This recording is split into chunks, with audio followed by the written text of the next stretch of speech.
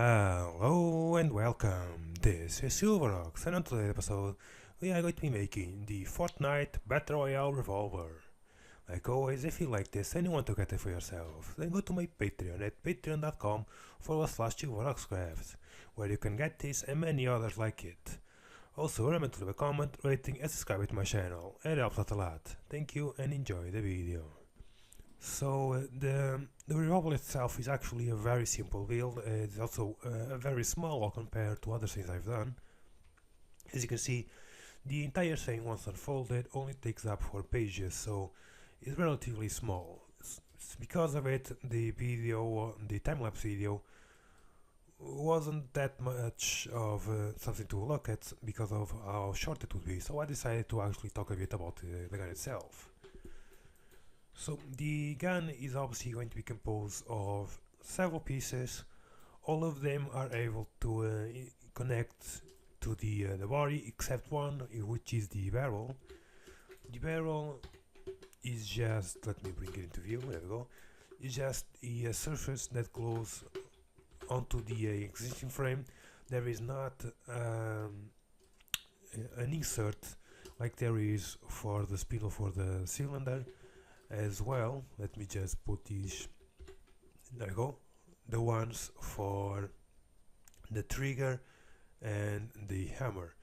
So those are just this is the only piece it's like that.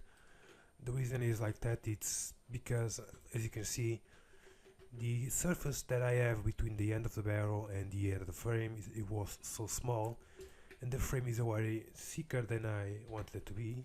Let me just change the perspective. Like I see, the frame is actually much thicker than I wanted it to be, so I decided not to make the hole, and then that put a surface that was so small that cutting it would be troublesome. So we can hide that first. Now the next part is the cylinder. The cylinder is actually the simplest, not the simplest part, one of the most detailed ones. As you can see, it's the one that has the most detail on it, but it's one of the most complicated pieces to build because of it. The entire thing is actually smaller on one side than it is on the other, just like the guns. The proportion of them, they are straight from top to bottom. They are actually distorted somewhat, so I had to make the cylinder like that. So what I did was I just built the cylinder normally, and this cut right in the middle, give it a bevel, and once you give, let me see if I can do that here, bevel. Once you give a bevel on a flat piece, all it does is it gives pretty much just extends a face in it. So all I did was delete the faces. So not the faces, add a cut loop in the middle and shrink it to add this format, and that's how that was made. So removing that, the barrel, the spindle, the center hole, which is the spindle for the cylinder, that one goes straight through. As you can see, there is no slant to it, but the other ones, they are actually angled downwards, angled towards the center. As you can see, if I point it here, you can see right the face right there, that's the amount of angle it has. So the next part was just to make this. I don't actually know what this is called in the actual revolver, so I'm just gonna call it a spindle. This just goes all the way to the frame, the cylinder, and goes to the back of the frame. This, if I show you right here, right there on the back of the frame, you can see the entrance for the spindle. Now, because of the way this is, because of the shape it has, as this is made of to be used as a papercraft model, it's not supposed to rotate. So once the spindle slots into this, it actually does not rotate, and of course that means that the string won't rotate either.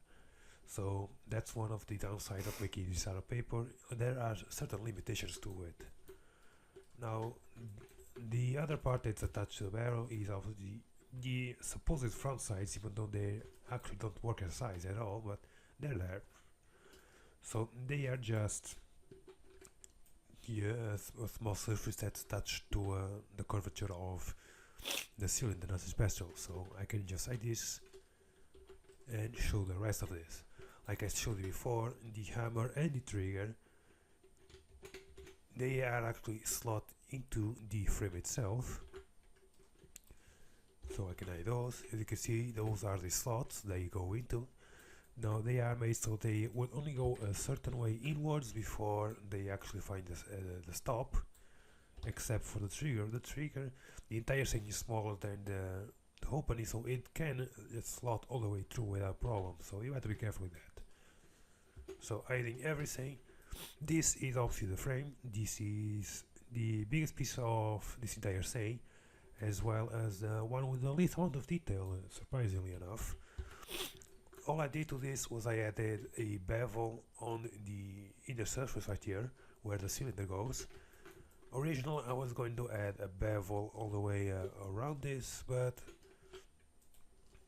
it added a lot of detail, and I didn't know how easy it was to print, to cut this small surface, because despite the fact that it maybe seems like it's doable here, all of these, you have to cut all of these surfaces separately and glue them all together.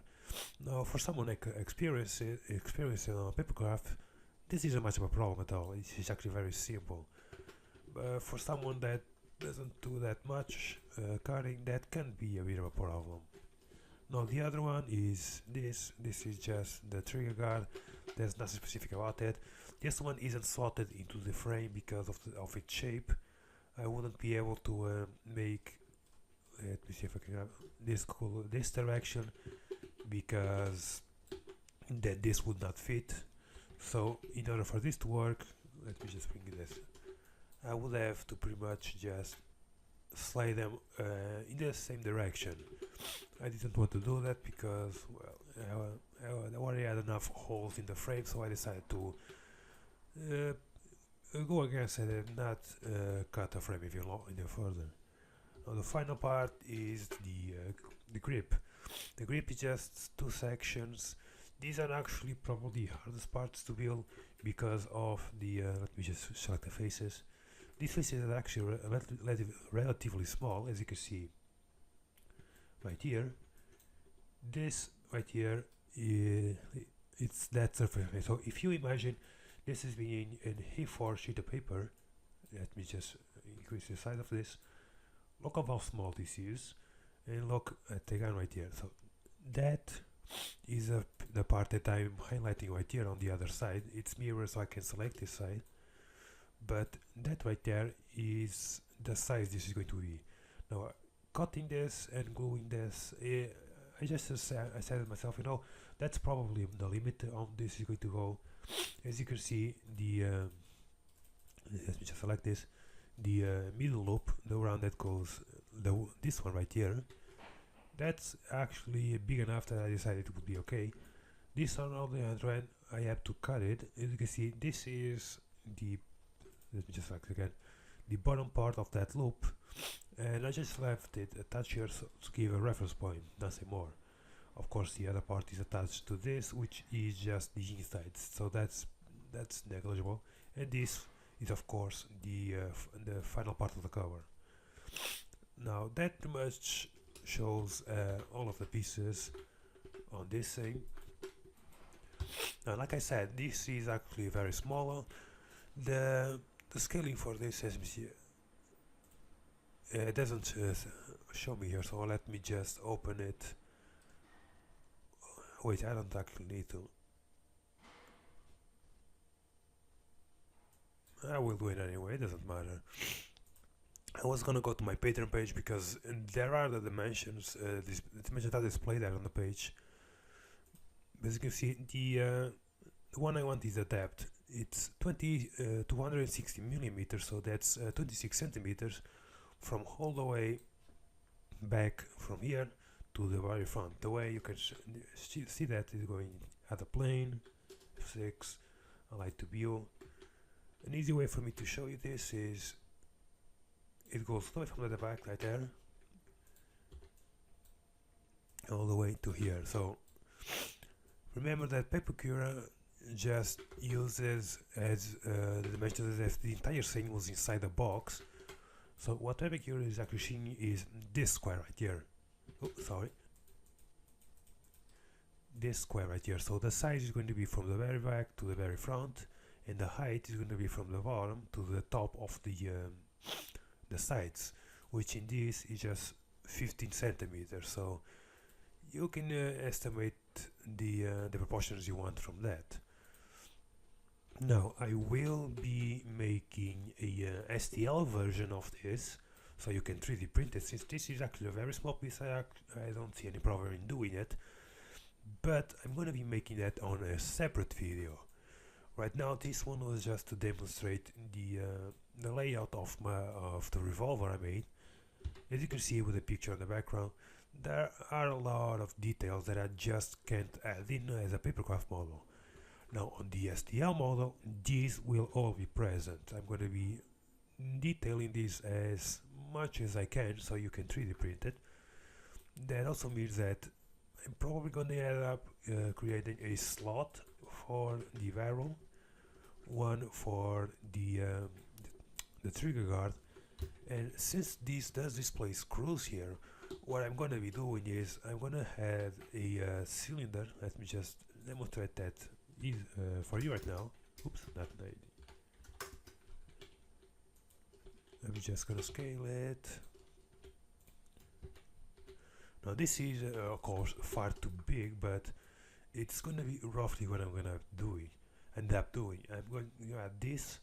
Of course I'm going to add the volume modifier to cut a hole through it, and then because obviously this is going to be 3D printed, I'm going to have to scale it down so that it leaves a slight gap between the models.